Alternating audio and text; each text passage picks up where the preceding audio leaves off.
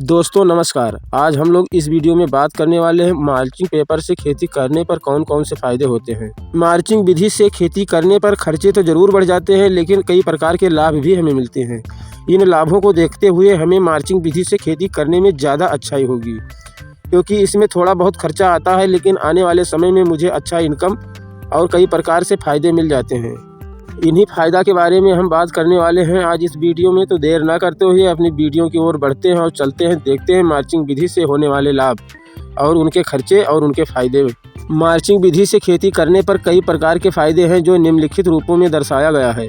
Number 1, mulching विधि से खेती करने पर हमारे खेत में खरपतवार नहीं उगते हैं। इसी बात को देखते हुए हमारा जो खर्चा निराई गुड़ाई का है वो बच जाता है।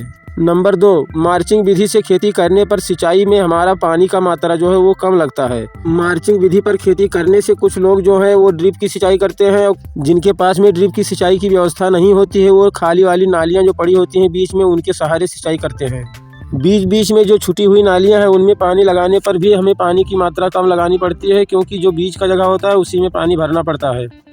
हमें पूरे खेत में पानी नहीं भरना पड़ता है। हमारे पौधों को आवश्यकता अनुसार पानी बराबर मिलता रहता है। नंबर 3, हमारे पौधों को जो हम पानी देते हैं उसका वाष्पीकरण नहीं हो पाता है। जब सूरज की रोशनी हमारे खेत में पड़ती है तो जो उसके ऊपर माल्चिंग का पेपर होता है वह वाष्पोत्सर्जन को रोकता है, जिसकी वजह से हमें पानी कम लगाना पड़ता है और हमारे खेत में बराबर मात्रा में नमी बनी रहती है। नंबर 4, खेत में खरपतवार ना होने की वजह से हमारे फसलों में कीट पतंगे कम लगती हैं, जिनकी वजह से हमारी फसलें नष्ट कम होती हैं और वो कम क्षतिग्रस्त होती हैं। यहाँ तक की बात की जाए तो बीमारियाँ भी हमारे खेत में कम लगती हैं, क्योंकि माल्चिंग पेपर जहाँ जहाँ रहता है वहाँ पर कूड़ा करकट नहीं होता है। इसी की वजह से बीमारियाँ नहीं पनप पाती हैं। नंबर 5, हमें जब फसल की हार्वेस्टिंग करनी होती है तो हमें हार्वेस्टिंग करने में आसानी होती है, क्योंकि लाइन से पौधे होने की वजह से हार्वेस्टिंग में हमें कोई प्रकार की दुविधा नहीं होती है। हम जितना चाहें उतना अपने अनुसार काम करके हार्वेस्टिंग की पूर्ति कर सकते हैं। नंबर 6, अगर देखा जाए तो हमारे खेतों में उर्वरक की मात्रा भी कम लगती है, क्योंकि जो ड्रिप की सिंचाई होती है या नालियों में सिंचाई होती है तो उनमें हम नाली में ही खाद डाल देते हैं, उसके बाद सिंचाई कर देते हैं। जो लोग ड्रिप की सिंचाई करते हैं वो अपने टैंक में खाद भर देते हैं, उसी के ज़रिए सभी पौधों तक ड्रिप के ज़रिए पहुँच जाती है खाद। नंबर 7, हमारे खेत में ट्रांसप्लांट के लिए पौधे कम लगते हैं, लेकिन फिर भी उत्पादन क्षमता और पौधों की बढ़वार बराबर मात्रा में होती रहती है और हमें फ़ायदा ही फ़ायदा होता है। नंबर 7, हमें दवा स्प्रे करते समय दवाई की मात्रा कम देनी पड़ती है, क्योंकि पेड़ दूरी पर होते हैं, लाइन से होते हैं, इसलिए स्प्रे करने में हमें आसानी होती है। माल्चिंग विधि से खेती करने में शुरुआत में कुछ ज़्यादा काम होता है, बस 1 दिन के लिए 2 दिन के लिए, इसके बाद में कोई काम नहीं होता है। अगर चारों तरफ से देखा जाए तो माल्चिंग विधि में हमारा फ़ायदा ही फ़ायदा है। माल्चिंग विधि जिन किसानों के पास में उपलब्ध है वो खेती माल्चिंग विधि से ही करते हैं। आजकल हमारे देश में भी इसका प्रचलन होने लगा है।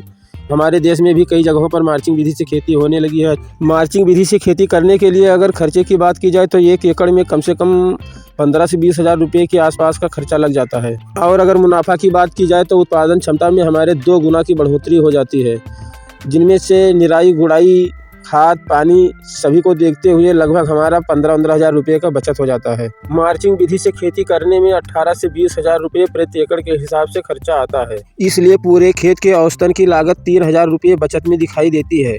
तो इस 3 हज़ार रुपये को बचाने के बजाय खर्च कर देना चाहिए और हमें खेती हमेशा माल्चिंग विधि से ही करना चाहिए, क्योंकि माल्चिंग विधि में हमें सबसे ज़्यादा मुनाफा मिलने वाला है। जो किसान भाई माल्चिंग विधि से खेती करना चाहते हैं वो कर सकते हैं। मुझे आपके सपोर्ट की ज़रूरत है, अतः मेरा सपोर्ट करें, मेरे चैनल को सब्सक्राइब करें और वीडियो को लाइक करें। मिलते हैं अगले वीडियो में, तब तक के लिए किसान भाई नमस्कार। जय जवान, जय किसान, जय हिंद, जय भारत।